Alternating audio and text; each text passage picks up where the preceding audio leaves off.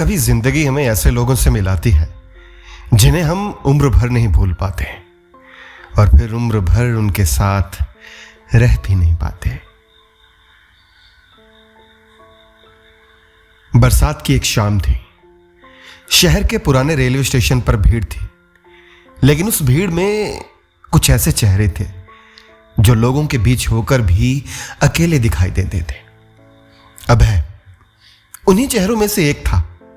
हाथ में टिकट थी, कंधे पर बैग था और आंखों में वर्षों से जमा एक अनकहा मौसम।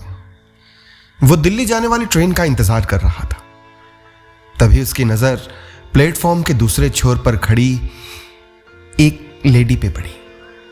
सफेद सूती साड़ी, बालों में हल्की सफेदी और वही पुरानी आदत, हाथों में बारिश की बूंदों को रोक कर देर तक देखते रहना। अभय का दिल अचानक जैसे 20 साल पीछे लौट गया। उसने अचानक हल्का सा बुदबुदाया, चित्रा। उसके होठों से निकला नाम हवा में अचानक खो गया। चित्रा ने भी उसे देख लिया था। दोनों की आंखें मिली। समय ठिठक गया। रेल की पटरियां, यात्रियों की आवाजें, बारिश का शोर, सब कुछ जैसे एक पल के लिए कहीं दूर चला गया। सब कुछ शांत। फिर दोनों मुस्कुरा दिए।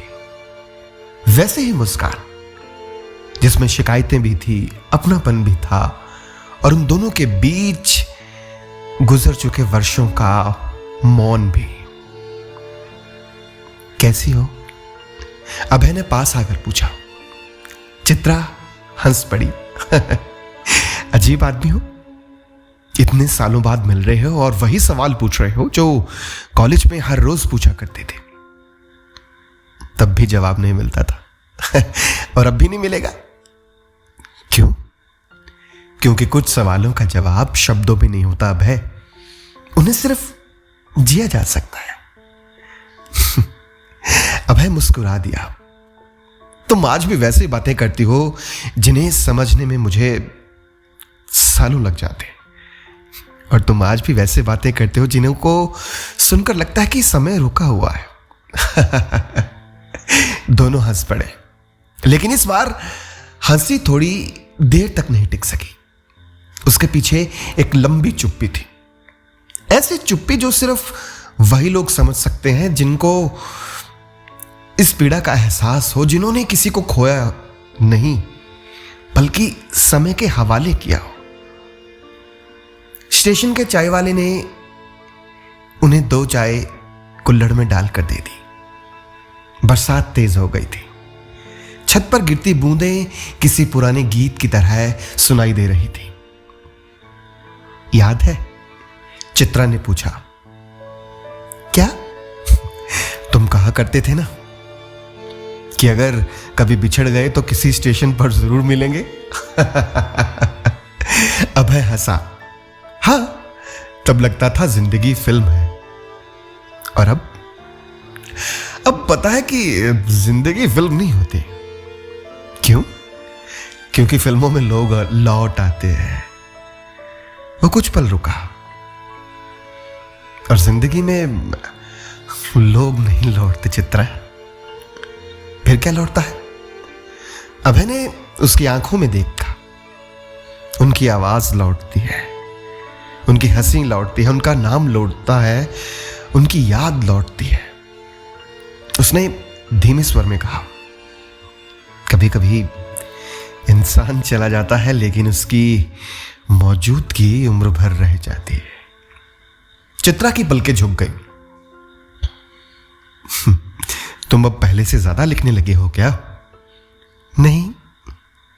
फिर इतनी गहरी बातें? अभय हल्का सा मुस्कुराया। कुछ दर्द आदमी को लेखक बना देते हैं, चाहे वो लिखे या ना लिखे। चित्रा ने कुल्हड़ हाथ में लेते हुए पूछा, तुम्हें मेरी सबसे ज्यादा कौन सी बात याद रही? अभय कुछ पल चुप रहा, फिर मुस्कुराया।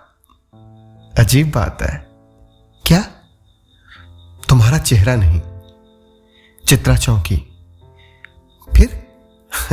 अभय ने कुल्हड़ की भाप को देखते हुए कहा, तुम्हारे जाने के बाद कमरे में जो खालीपन बचता था ना, वही सबसे ज्यादा याद रहा।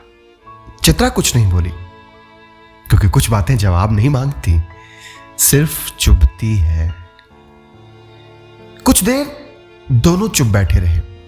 बीच बीच में ट्रेनें आती रही, रुकती और चली जाती, जैसे समय अपने पन्ने पलटता जा रहा हो। फिर चित्रा ने धीरे से पूछा, तुमने कभी सोचा था कि हम अलग हो जाएंगे? अभय ने दूर जाती एक ट्रेन को देखा और देखते हुए बोला, नहीं। चित्रा बोली, मैंने भी नहीं। फिर भी हो गए। हां, दोनों ने एक साथ कहा और फिर दोनों मुस्कुरा दिए। कभी कभी सबसे गहरे दुखों पर इंसान रोता नहीं, बस मुस्कुरा देता है, क्योंकि आंसू वहां पहुंच ही नहीं पाते जहां तक कुछ बिछड़ने पहुंच जाते हैं। कुछ देर बाद अभय बोला, मैं तो इतना यकीन करता था तुम पर कि तुम बस बिछड़ने का ख्याल ना वो बेईमानी लगता था। चित्रा ने पहली बार उसकी ओर लंबे समय तक देखा और अब अभय ने भीगी पटरियों की तरफ नजर घुमाई। अब समझ आया है कि कुछ लोग छोड़कर नहीं जाते, तो बस उनकी तरफ जाने वाले रास्ते बंद हो जाते हैं। तुम मुझसे नाराज तो नहीं थे? चित्रा ने पूछा। अभय ने कुल्हड़ में बची आखिरी चाय के घूंट को देखा। शुरू में था, बहुत था। कितना? अभय हल्का सा हंसा। इतना कि तुम्हारा नाम सुनकर रास्ता बदल देता था। चित्रा की आंखें भर आई। और अब तुम्हारा नाम सुनता हूं तो मुस्कुरा देता हूं। इतना फर्क कैसे आ गया? अभय ने गहरी सांस ली,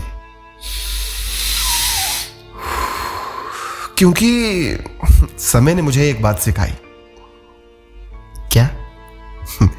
हर कहानी का खलनायक कोई इंसान नहीं होता। कभी कभी वक्त होता है, कभी हालात, तो कभी मजबूरियां। चित्रा ने धीमे स्वर में कहा, मैंने बहुत कोशिश की थी। हां, मुझे पता है। तुम्हें सच में पता है? हां। कैसे?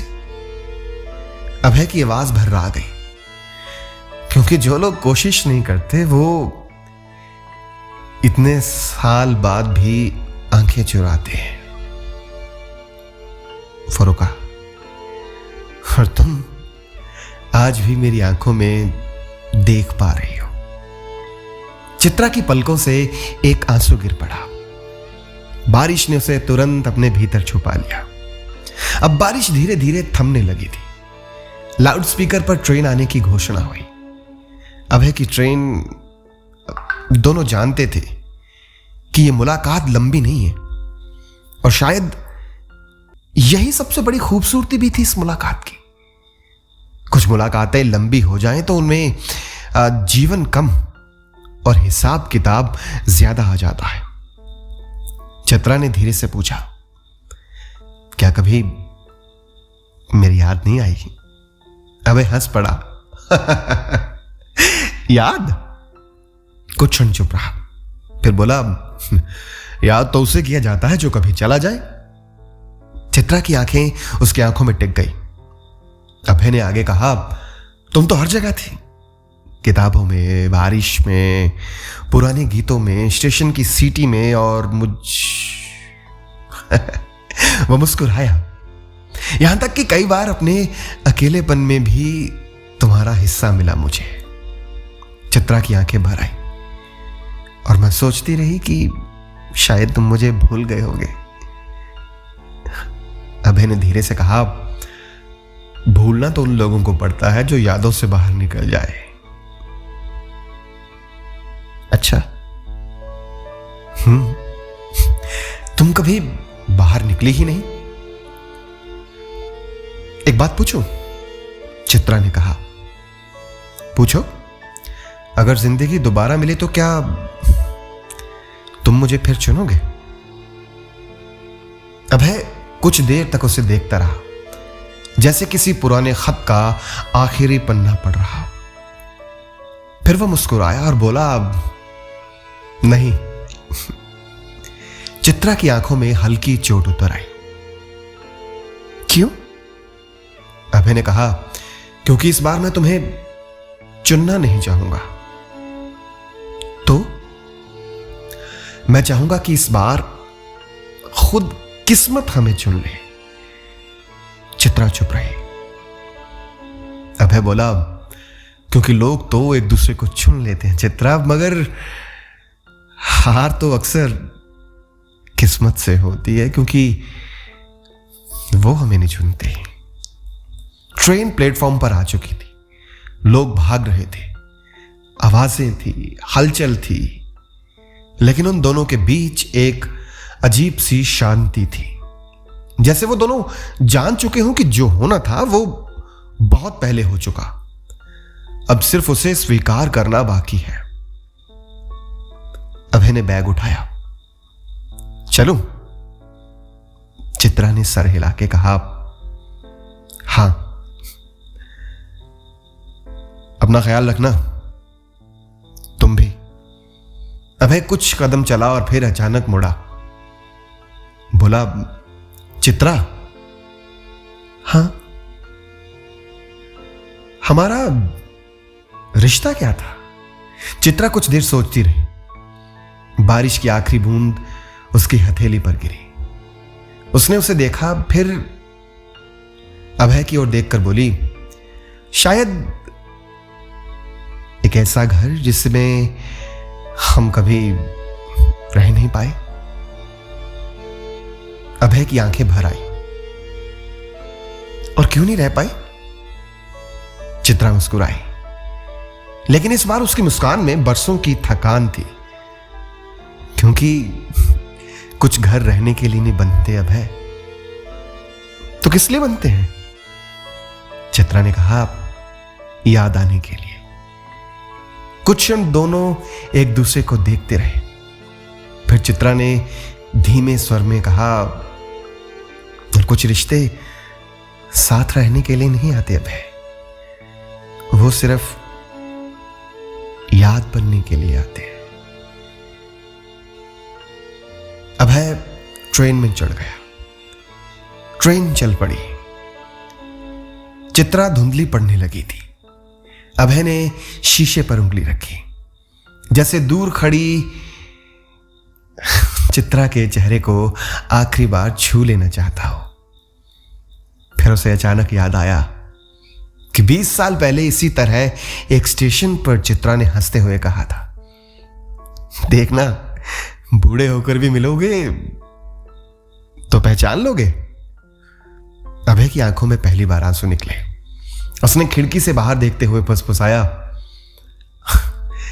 पहचान तो लिया चित्रा, बस जिंदगी को समझने में देर हो गई। धीरे धीरे स्टेशन पीछे छूट गया और चित्रा दिखाई देना बंद हो गई। लेकिन कुछ लोग आंखों से ओझल होकर भी दिल से कभी नहीं जाते। हर अधूरी कहानी दुख नहीं होती, क्योंकि कुछ अधूरी कहानियां ही इंसान को पूरा करती है। अगर आपकी लाइफ में भी चित्रा जैसा कोई पर्सन था तो नीचे कमेंट सेक्शन में हमें जरूर बताइएगा, और यह कहानी कैसी लगी वो भी जरूर बताना। अगर आप इस चैनल पे नए आए हैं या आपने अभी तक इस चैनल को सब्सक्राइब नहीं किया है तो प्लीज कर लीजिएगा, और साथ ही साथ बेल नोटिफिकेशन आइकन ऑन करना मत भूलिएगा, और इस कहानी को शेयर करना भी।